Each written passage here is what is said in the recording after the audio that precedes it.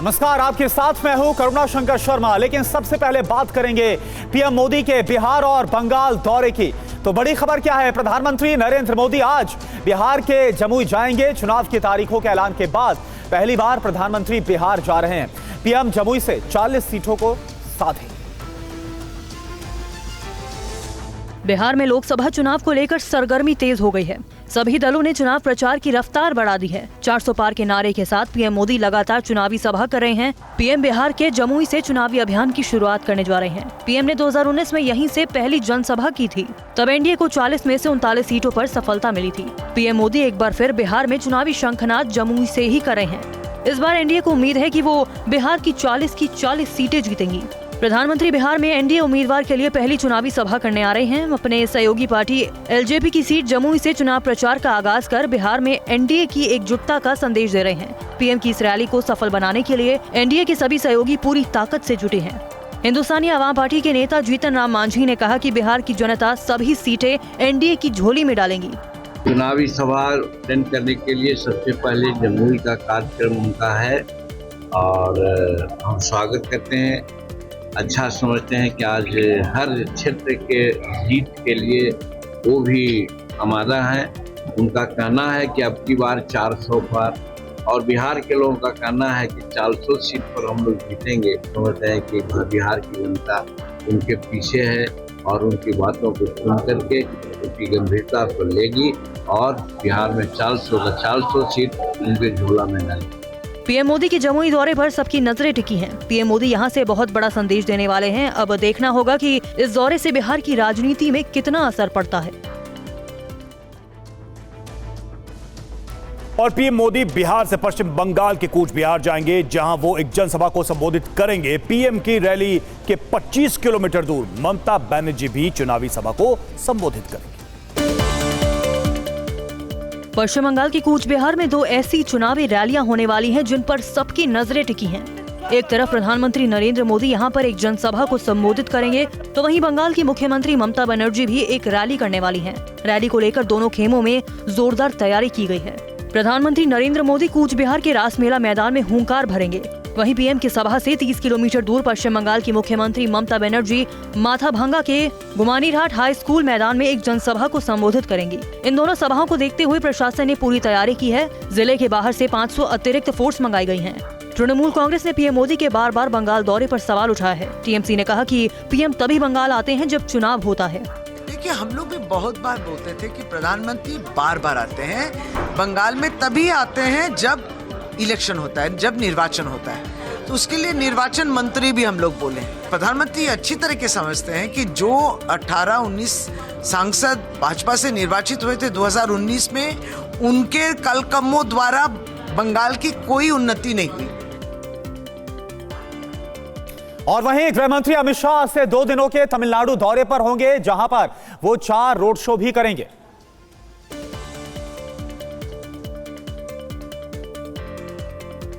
में जोर शोर से जुटी है। पीएम मोदी के बाद केंद्रीय गृह मंत्री अमित शाह आज से 2 दिन के तमिलनाडु के दौरे पर जा रहे हैं। तमिलनाडु में चुनाव प्रचार अभियान के तहत थेनी शहर में एक रोड शो करेंगे। शाम को मदुरै में बीजेपी कार्यकर्ताओं के साथ उनका एक बैठक का कार्यक्रम है। अपने दौरे के दूसरे दिन शुक्रवार को शाह सुबह से दोपहर तक लगातार 3 रोड शो करेंगे। ये रोड शो तमिलनाडु के शिवगंगा, तेनकासी और कन्याकुमारी में निकाले जाएंगे। तमिलनाडु की सभी 39 सीटों पर आम चुनाव के पहले चरण में 19 अप्रैल को मतदान होना है। और केंद्रीय मंत्री स्मृति ईरानी आज वायनाड में होंगी। राहुल गांधी के नामांकन के 24 घंटे बाद ईरानी बीजेपी उम्मीदवार के नामांकन में शामिल होंगे। केरल में चुनाव के दूसरे चरण में 26 अप्रैल को मतदान होगा, जहां राहुल गांधी का दोस्ताना मुकाबला सीपीआई महासचिव डी राजा की पत्नी सीपीआई उम्मीदवार एनी राजा से है। विपक्ष में होंगे बीजेपी के प्रदेश अध्यक्ष के सुरेंद्रन के लिए केंद्रीय मंत्री स्मृति ईरानी चुनाव प्रचार करने आज वायनाड पहुंच रही हैं। इससे पहले कल स्मृति ने पन्ना में एक सभा को संबोधित करते हुए कांग्रेस पर कई आरोप लगाए। मैं राहुल गांधी से कहना चाहती हूँ, कान खोल कर सुन लो। इस देश को पहले भी गोरों ने ललकारा था, इसी देश ने गोरों को धूल चटाई। इस देश को पहले भी दुश्मनों ने ललकारा था, इसी देश ने धूल चटाई। तुमने लोकतंत्र को कलंकित करने के लिए अगर देश को धमकाया तो ये देश छेड़ता तो नहीं, लेकिन छेड़ा जाता है तो ये देश वायनाड के जातीय समीकरण की बात करें तो यहाँ 49% मतदाता हिंदू और 51% आबादी अल्पसंख्यक समुदाय की है। इनमें करीब 30% मुस्लिम और 21% ईसाई शामिल हैं। इधर लोकसभा चुनाव के लिए महाराष्ट्र में कांग्रेस के राष्ट्रीय अध्यक्ष मल्लिकार्जुन खड़गे, राहुल गांधी और प्रियंका चुनाव प्रचार करेंगे। पार्टी पहले चरण के लिए प्रचार में तेजी ला रही है। लोकसभा चुनाव के लिए हर पार्टी चुनाव प्रचार में जुटी है। इसी के तहत कांग्रेस अध्यक्ष मल्लिकार्जुन खड़गे, पार्टी नेता राहुल गांधी और प्रियंका गांधी वाड्रा महाराष्ट्र में लोकसभा चुनाव के पहले चरण के लिए चुनाव प्रचार करेंगे। कांग्रेस पार्टी के मुताबिक पार्टी अध्यक्ष मल्लिकार्जुन खड़गे 8 या 9 अप्रैल को रामटेक जाएंगे, जबकि राहुल गांधी 13 अप्रैल को भंडारा गोंदिया निर्वाचन क्षेत्र में प्रचार करेंगे। वहीं पार्टी महासचिव प्रियंका गांधी वाड्रा 15 अप्रैल को चंद्रपुर में पार्टी उम्मीदवारों के लिए वोट मांगेंगी। महाराष्ट्र में 19 अप्रैल को पहले चरण में मतदान होगा। और कुरुक्षेत्र में कांग्रेस नेता रणदीप सिंह सुरजेवाला ने एक बयान से सियासी महाभारत छेड़ दिया है। कैथल के गांव फरल में सुरजेवाला ने विवादित बयान दिया है। एमएलए एमपी क्यों बनाते हैं? ताकि वो हमारी आवाज उठा सके, हमारी बात मनवाए, इसीलिए बनाते होंगे। कोई हेमा मालिनी तो है नहीं जो के लिए बनाते होंगे, फिल्म स्टार तो है नहीं। कांग्रेस नेता सुरजेवाला का ये बयान 2 दिन पहले का बताया जाता है, जिसमें सुरजेवाला ने चुनावी सभा में मथुरा की सांसद और बॉलीवुड अभिनेत्री हेमा मालिनी का नाम लेकर ये बयान दिया। एमएलए एमपी क्यों बनाते हैं? ताकि वो हमारी आवाज उठा सके, हमारी बात मनवाए, इसीलिए बनाते होंगे। कोई हेमा मालिनी तो है नहीं जो के लिए बनाते होंगे, फिल्म स्टार तो है नहीं। सुरजेवाला इंडिया अलायंस के उम्मीदवार सुशील गुप्ता के समर्थन में प्रचार के लिए फरल गांव पहुंचे थे। उनके बयान के बाद बीजेपी हमलावर है। अभिनेत्री और हिमाचल की मंडी लोकसभा सीट से बीजेपी की प्रत्याशी कंगना रनौत ने कहा कि बात मोहब्बत की दुकान खोलने की हुई थी, लेकिन कांग्रेस नफरत की दुकान खोल बैठी है। महिलाओं के प्रति गिरी हुई सोच रखने वाले कांग्रेस के नेता अवश्य भावी हार की हताशा और कुंठा में अपने चरित्र का दिन ब दिन पतन कर रहे हैं। रणदीप सुरजेवाला के बयान पर पलटवार करते हुए बीजेपी आईटी सेल के प्रमुख अमित मालविया ने सोशल मीडिया पर लिखा है कि कांग्रेस सांसद रणदीप सुरजेवाला ने हेमा मालिनी पर एक घृणित टिप्पणी की है। उनकी ये टिप्पणी न केवल हेमा मालिनी के लिए है, बल्कि ये बात सामान्य रूप से महिलाओं के लिए भी अपमानजनक है। इससे पहले राहुल गांधी ने मुंबई में एक संबोधन में कहा, हिंदू धर्म में एक शब्द है शक्ति, हम एक शक्ति के खिलाफ लड़ रहे हैं। और अब सुरजेवाला ने भी नारी शक्ति को लेकर फिर ये बयान दे डाला है। एमएलए एमपी क्यों बनाते हैं? ताकि वो हमारी आवाज उठा सके, हमारी बात मनवाए, इसीलिए बनाते होंगे। कोई हेमा मालिनी तो है नहीं जो के लिए बनाते होंगे, फिल्म स्टार तो है नहीं। अरविंद केजरीवाल को दिल्ली के मुख्यमंत्री पद से हटाने वाली याचिका पर आज दिल्ली हाईकोर्ट में सुनवाई होगी। बता दें आपको कि याचिका विष्णु गुप्ता की तरफ से दायर की गई। शराब घोटाले में गिरफ्तार अरविंद केजरीवाल जेल में बंद हैं और वो अपने पद पर बने हुए हैं। आम आदमी पार्टी के नेता बार बार कह रहे हैं कि केजरीवाल जेल से ही सरकार चलाएंगे, लेकिन केजरीवाल को पद से हटाने के लिए दिल्ली हाईकोर्ट में एक और याचिका दाखिल की गई, जिसमें केजरीवाल को पद से हटाने की मांग की गई है। हिंदू सेना के अध्यक्ष विष्णु गुप्ता द्वारा दायर याचिका पर आज दिल्ली हाईकोर्ट में सुनवाई होगी। विष्णु गुप्ता की ओर से उनके वकील वरुण सिन्हा उनका पक्ष रखेंगे। आपको बता दें कि इसके पहले भी दिल्ली के मुख्यमंत्री अरविंद केजरीवाल को हटाने के लिए एक और याचिका दायर की गई थी, जिसे खारिज करते हुए दिल्ली हाई कोर्ट ने कहा था कि इस मामले में न्यायिक दखल की जरूरत नहीं है। कोर्ट ने कहा था कि संवैधानिक विफलता का मुद्दा उपराज्यपाल देखेंगे। अरविंद केजरीवाल की गिरफ्तारी के बाद से विपक्ष इस्तीफे की मांग कर रहा है, लेकिन आम आदमी पार्टी कह रही है कि केजरीवाल जेल से ही सरकार चलाएंगे। अब देखना होगा कि विष्णु गुप्ता की याचिका पर कोर्ट का क्या फैसला होगा। और जेल से निकलते ही आम आदमी पार्टी सांसद संजय सिंह ने बीजेपी पर हमला बोला है। संजय सिंह ने कहा कि आम आदमी पार्टी किसी से डरने वाली नहीं है। और क्या क्या कहा संजय सिंह ने, आइए देखते हैं इस रिपोर्ट में। 6 महीने बाद जेल से रिहा होते ही संजय सिंह जमकर बरसे। आम आदमी पार्टी के कार्यकर्ताओं ने स्वागत किया तो उन्होंने जोश में कह दिया कि ये जश्न का नहीं, जंग का समय है। हम किसी से डरने वाले नहीं हैं। मैं बताना चाहता हूँ, ये आम आदमी पार्टी है। हम आंदोलन की कोख से पैदा हुए हैं। तुम्हारे किसी बंदर घुड़की से डरने वाले नहीं हैं। संजय सिंह ने कहा कि हमारे क्रांतिकारी साथी जेल में हैं। आम आदमी पार्टी के एक एक कार्यकर्ता दिल्ली के मुख्यमंत्री अरविंद केजरीवाल के साथ खड़ा है। जेल में रह के आया हूँ, 6 महीने जेल में रह के आया हूँ। नरेंद्र मोदी जी, कान खोल कर सुन लो, आम आदमी पार्टी का एक एक कार्यकर्ता, आम आदमी पार्टी का एक एक नेता, आम आदमी पार्टी का एक एक मंत्री और विधायक अपने नेता अरविंद केजरीवाल के साथ खड़ा है। संजय सिंह ने कहा कि केजरीवाल इस्तीफा नहीं देंगे, जेल के ताले टूटेंगे और हमारे साथी छूटेंगे। संजय सिंह ने कहा कि हम तानाशाह हुकूमत को उखाड़ फेंकेंगे। लंबी लड़ाई है और दिल्ली के लोगों के बीच में जाकर और जहां जहां हमारे कैंडिडेट लड़ रहे हैं वहां पर जाकर, जहां इंडिया गठबंधन के कैंडिडेट हैं वहां पर भी जाकर पूरी मेहनत और निष्ठा के साथ 10 गुना ज्यादा हिम्मत और ताकत के साथ हम लोगों को काम करना है और देश की तानाशाह हुकूमत को उखाड़कर फेंकना है। और वहीं जेल से बाहर आने के बाद आम आदमी पार्टी के नेता संजय सिंह अपने घर जाने से पहले अरविंद केजरीवाल की पत्नी सुनीता केजरीवाल और मनीष सिसोदिया की पत्नी से मुलाकात करने के लिए पहुंचे। आम आदमी पार्टी के सांसद संजय सिंह जब अपने घर पहुंचे तो उनका घर में भी जोरदार स्वागत किया गया। उनके घर पर परिजनों के साथ उनके करीबी और पुराने साथी मौजूद नजर आए। जेल से रिहा होने के बाद वो सीधे दिल्ली के मुख्यमंत्री अरविंद केजरीवाल के घर पहुंचे, जहां उन्होंने उनकी पत्नी सुनीता केजरीवाल से मुलाकात की। इस दौरान उन्होंने कहा कि वो पार्टी को परिवार मानते हैं, इसलिए घर जाने से पहले वो सीएम केजरीवाल के परिजनों से मिले। इसके बाद सांसद संजय सिंह ने आम आदमी पार्टी नेता और दिल्ली के पूर्व उप मुख्यमंत्री मनीष सिसोदिया की पत्नी सीमा सिसोदिया से भी मुलाकात की। और तिहाड़ जेल से रिहा होकर घर पहुंचने पर संजय सिंह की पत्नी अनीता सिंह ने TV9 भारतवर्ष से एक्सक्लूसिव बातचीत की। आइए देखते हैं। जो संजय सिंह 4 अक्टूबर को यहां से गए थे और जो 3 अप्रैल को वापस आए, साल बदला, इसके साथ और क्या क्या बदला? साल बदल गया और इसके बाद नए साल में मतलब दूसरा महीना लग गया। बस इस बात का है कि जो कार्यकर्ता निराश थे, आज उन पार्टी ऑफिस जाकर कार्यकर्ताओं के अंदर जो ऊर्जा भरी है और कार्यकर्ताओं के इतना जोश आ गया है आज उनको देखने के बाद, उनका भाषण सुनने के बाद, तो बस यही है कि फिर इसके बाद संजय जी का पहला उद्देश्य था कि मैं जब जेल से छूटूं तो सिर्फ पहले अरविंद जी के घर जाएंगे और सुनीता भाभी से मिलेंगे। फिर इसके बाद पैर भी छुए और भावुक भी नजर आए। वो भाभी हैं तो वो पैर छूने के बाद भाभी भी भावुक हो गई थी। और तो फिर स्वाभाविक है, एक पारिवारिक रिश्ता हम लोगों का है। राजनीतिक तो अलग की बात है, लेकिन एक पारिवारिक रिश्ता है, तो भैया सम्मान देते हैं और भाभी भी उतना ही सम्मान करती हैं, तो इसलिए दोनों लोग भावुक हुए। फिर हम लोग भी साथ में थे। संजय सिंह की रिहाई के बाद दिल्ली सरकार में मंत्री आतिशी ने कहा कि संजय सिंह शेर हैं और वो अब दहाड़ेंगे। इस वक्त दिल से क्या जज्बात निकल रहे हैं?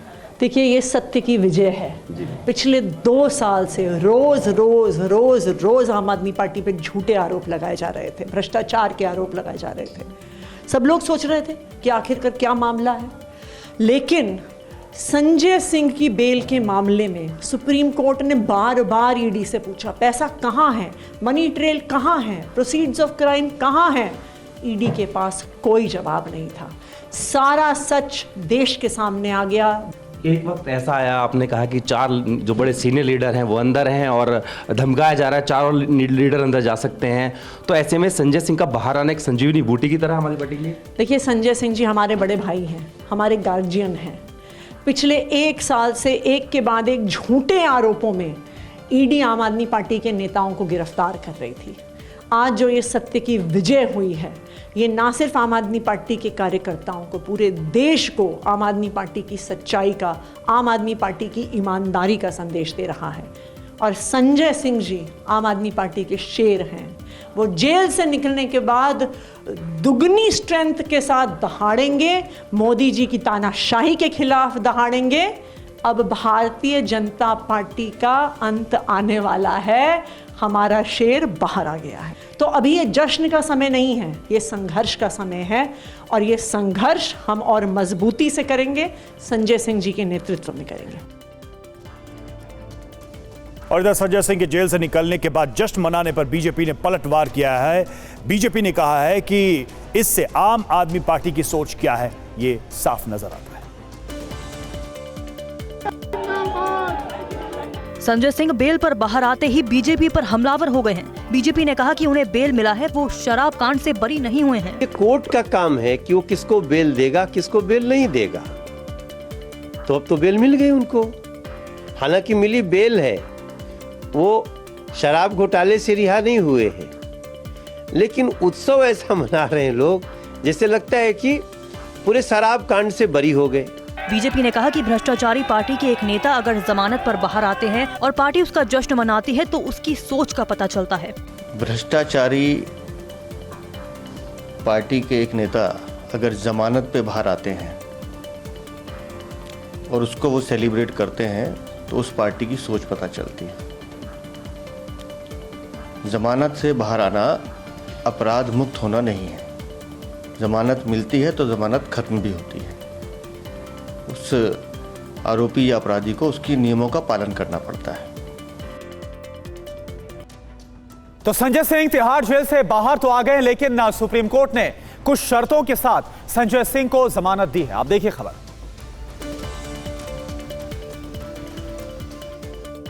संजय सिंह को मिली बेल वाली ऑर्डर की कॉपी है, जिसमें संजय सिंह को जेल से बाहर आने के बाद क्या करना है और क्या नहीं करना, इसको लेकर कई शर्तें लगाई गई हैं। संजय सिंह को जांच अधिकारी को मोबाइल नंबर देना होगा, जांच में एजेंसियों को सहयोग करना होगा, केस में अपनी भूमिका पर टिप्पणी नहीं करेंगे, एनसीआर छोड़ने पर जांच अधिकारी को बताना होगा, मोबाइल में लोकेशन शेयरिंग ऑन रखनी होगी, अपनी लोकेशन जांच अधिकारी को बतानी होगी। संजय सिंह को पासपोर्ट सरेंडर करने को कहा गया है। और मध्य प्रदेश में कांग्रेस और बीजेपी के बड़े नेता जिन्हें पार्टी ने अपना प्रत्याशी बनाया है, वो लगातार प्रचार कर ही रहे हैं। उनकी पत्नियों ने भी मोर्चा संभाल लिया है। आइए आपको दिखाते हैं रिपोर्ट। मध्य प्रदेश के 3 हाई प्रोफाइल लोकसभा सीटों पर कड़ा मुकाबला है। ज्योतिरादित्य सिंधिया की पत्नी प्रियदर्शनी राजे सिंधिया गुना में अपने पति को जिताने के लिए सड़क पर उतर चुकी हैं। प्रियदर्शनी राजे को अपने बीच देखकर महिलाएं खुशी से झूम उठती हैं। विदिशा से चुनावी मैदान में खड़े शिवराज सिंह की पत्नी साधना सिंह भी गांव-गांव प्रचार कर रही हैं। लाडली बहनों से भैया के लिए वोट मांग रही हैं। उन्होंने लाडली लक्ष्मी, लाडली बहना जैसी योजना बनाई है। हमारे इस गांव में कितनी लाडली बहना है अपने भैया की, ये बताइए मुझे। बताओ बहनों, आपको बहुत अच्छा लग रहा है ना? आपके ऐसे भैया मिले जिन्होंने आपको लाडली बहना बना करके इतना अच्छा सम्मान दिया है। मध्य प्रदेश में इस बार सबसे ज्यादा छिंदवाड़ा को लेकर चर्चा है। नकुलनाथ की पत्नी प्रियानाथ अपने पति के लिए ताबड़तोड़ प्रचार कर रही हैं। हम एक नई क्रांति के साथ आगे बढ़ेंगे। हम 44 साल से साथ हैं और वो शक्ति नहीं पैदा हुई जो 44 दिन में ये रिश्ता खत्म कर दे। आप सभी का बहुत बहुत धन्यवाद। मध्य प्रदेश के पूर्व मुख्यमंत्री शिवराज सिंह चौहान विदिशा से चुनावी मैदान में हैं। वोटरों के बीच जाकर वोट देने की अपील कर रहे हैं। टीवी 9 भारतवर्ष से बातचीत में उन्होंने क्या कहा, आइए देखते हैं।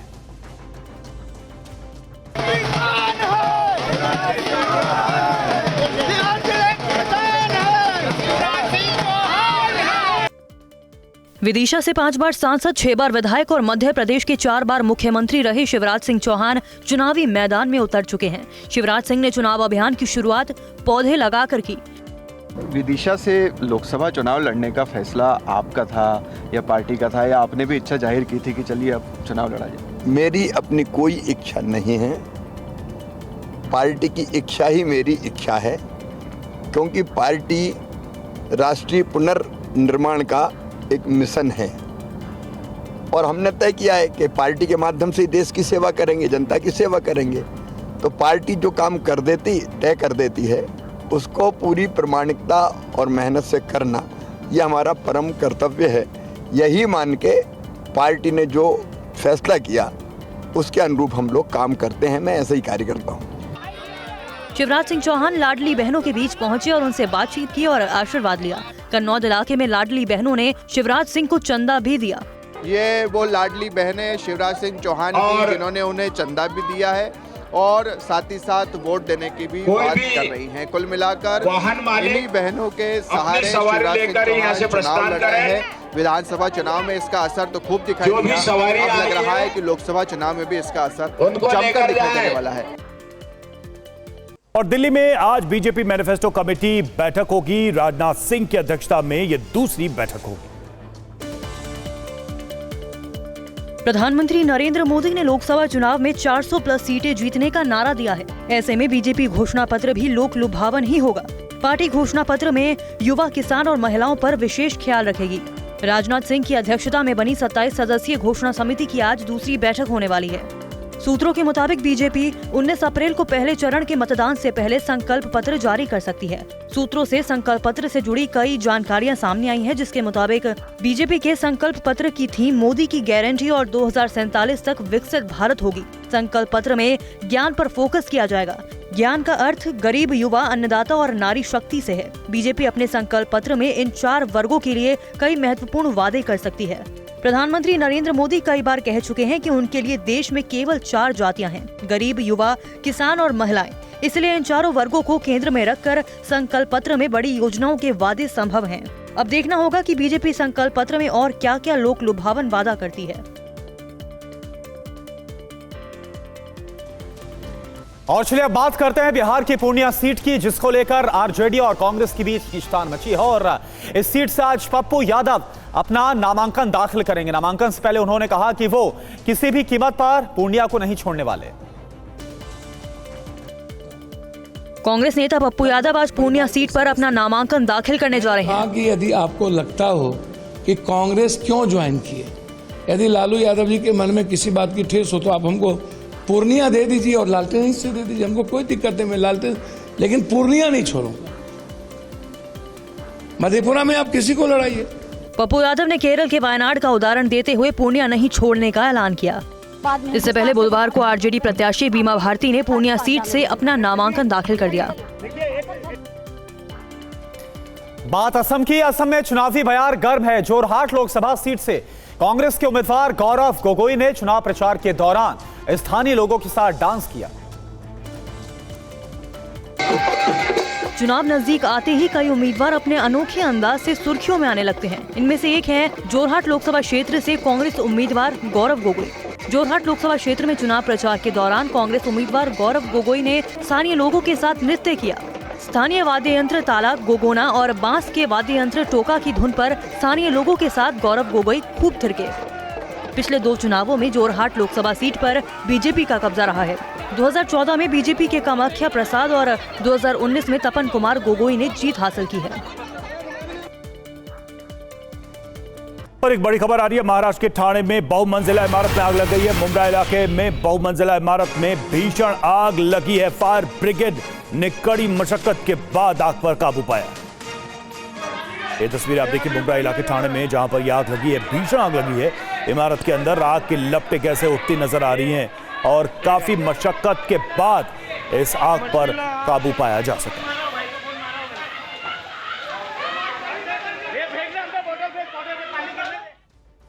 इस वक्त एक बड़ी खबर आ रही, रुख करेंगे उसका। कांग्रेस नेता गौरव वल्लभ का इस्तीफा। बड़ी खबर कांग्रेस से जुड़ी हुई। कांग्रेस नेता गौरव वल्लभ का इस्तीफा हुआ है। कांग्रेस प्रवक्ता गौरव वल्लभ ने पार्टी से इस्तीफा दे दिया है। ये बड़ी जानकारी आ रही है सामने। और राम मंदिर पर कांग्रेस का जो स्टैंड था उससे वो क्षुब्ध है, ये उनका कहना है। राम मंदिर को लेकर जो पार्टी का स्टैंड रहा है उसको लेकर वो दुखी थे, ये बयान सामने आया है। और कांग्रेस पार्टी से उन्होंने इस्तीफा दे दिया है। तो देखिए, चुनाव के बीच कांग्रेस के लिए एक और झटके वाली ये खबर। गौरव वल्लभ प्रवक्ता कांग्रेस के नेता, उन्होंने इस्तीफा दे दिया है पार्टी से। और राम मंदिर को लेकर पार्टी का जो स्टैंड था उसको लेकर उन्होंने उसका आधार बनाया है और ये कहा है कि इसको लेकर मैं क्षुब्ध था, मैं दुखी था। ये देखिए, वो पत्र भी सामने आ चुका है जिसमें उन्होंने इन सारी बातों को लिखा है, मेंशन किया है। सनातन विरोधी नारे नहीं लगा सकता, ये कहना है गौरव वल्लभ का।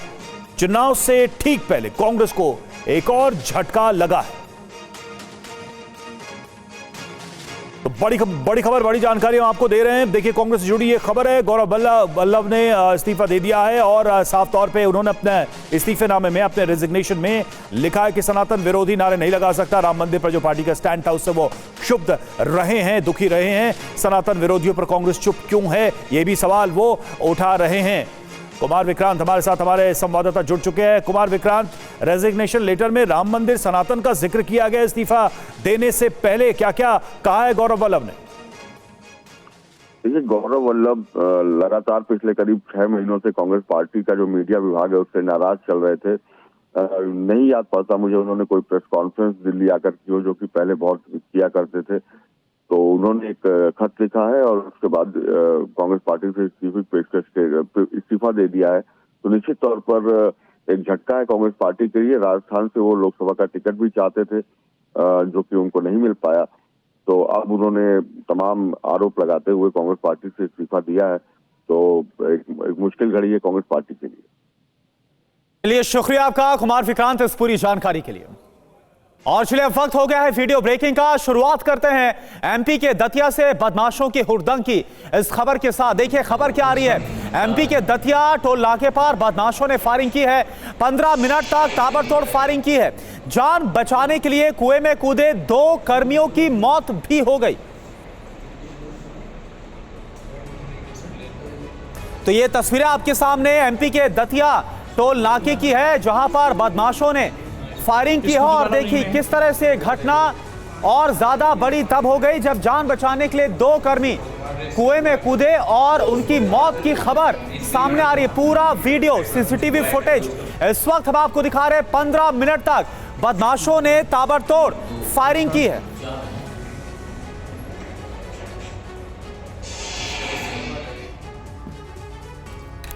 और अब दूसरी वीडियो ब्रेकिंग गुजरात से, जहां पर मोरबी में भीषण आग की खबर आ रही है। प्लास्टिक फैक्ट्री में भीषण आग लग गई। आग बुझाने में 12 घंटे का वक्त लगा। फैक्ट्री में कल दोपहर आग लगी थी।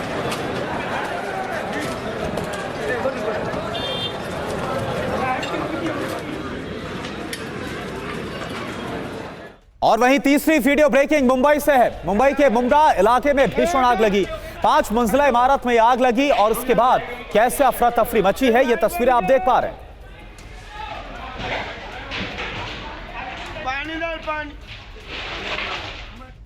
चौथी वीडियो ब्रेकिंग आपको दिखाते हैं कर्नाटक के विजयपुरा से है, जहां पर एक बच्चा बोरवेल में गिर गया है। 1.5 साल का ये बच्चा है और खेलते खेलते अचानक से बोरवेल में गिर गया। बच्चे को निकालने के लिए रेस्क्यू ऑपरेशन जारी है।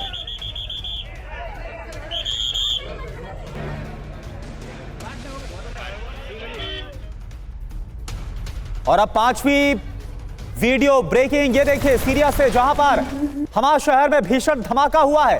सेना प्रमुख बासिल अब्देल कादर की कार में धमाका हुआ। धमाके का लाइव वीडियो सामने आया है।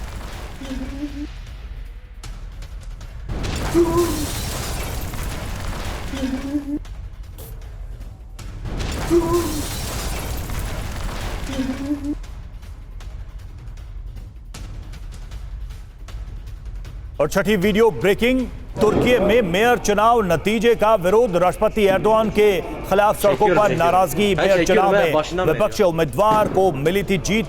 एर्दोआन समर्थित उम्मीदवार को विजयी घोषित किया। चुनावी ऐलान के बाद विपक्ष का प्रदर्शन।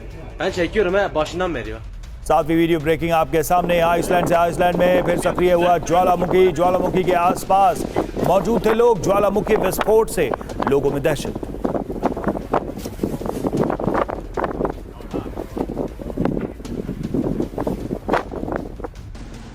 और अब 8वीं वीडियो ब्रेकिंग, ईरान में IRGC हेडक्वार्टर पर बड़ा विस्फोट। हथियार डिपो पर कुछ मिनट में मची तबाही। जयशाल के सदस्यों के कब्जा करने का।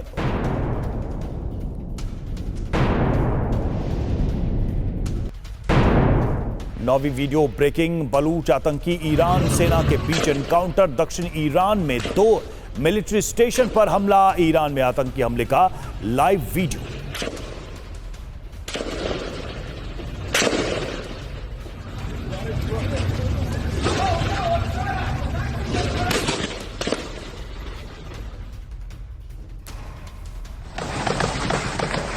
दसवीं वीडियो ब्रेकिंग, ईरानी सेना के 2 ठिकानों पर हमले।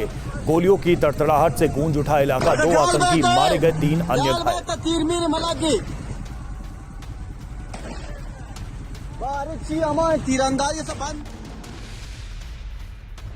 11वीं वीडियो ब्रेकिंग। ईरान के चाबहार शहर पर आतंकी हमला हुआ है। आतंकियों का 3 सैन्य ठिकानों पर हमला। हमले का लाइव वीडियो सामने आया। हमले की जिम्मेदारी जैश उल जुल्म ने ली है। हमले में 3 ईरानी सुरक्षा बल शहीद हो गए हैं। कई आतंकवादियों को सुरक्षा बलों ने ढेर कर दिया है।